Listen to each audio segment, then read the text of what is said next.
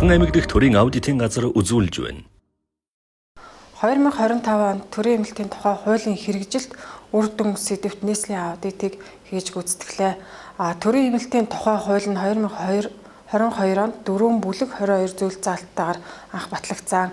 Батлагдсанаас хойш 2022 онд 1 удаа, 23 онд 2 удаа, 2024 онд 3 удаа тус өөрчлөлтүүд орсон байна. Төрийн эмнэлтийн хуулийн хэрэгжилттэй холбоотой өмнөх санхүү талангийн аудитор илэрсэн алдаа зөрчлийг дурдвал 2022 онд 2 тэрбум 547.8 сая төгрөг, 2023 онд 401.3 сая төгрөг, 2024 онд 298.6 сая төгрөг, нийт 3 тэрбум 247.8 сая төгрөгийн 66 зөрчлийг илрүүлэн арилгах арга хэмжээг авч ажилласан.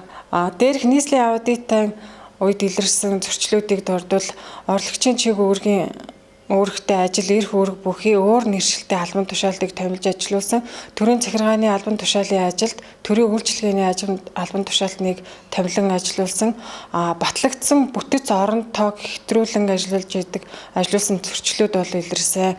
Үүнтэй холбоотой аймгийн засаг дарга, Баян өндөр сумын засаг дарга болон тамгын газруудад зөвлөмжийг хөрвүүлж ажилласан байгаа. Энэ дээрх аудиттай холбоотой дэлгэрэнгүй мэдээллийг аудит цэгийн имэйл сайтаар хүлээн авах боломжтой.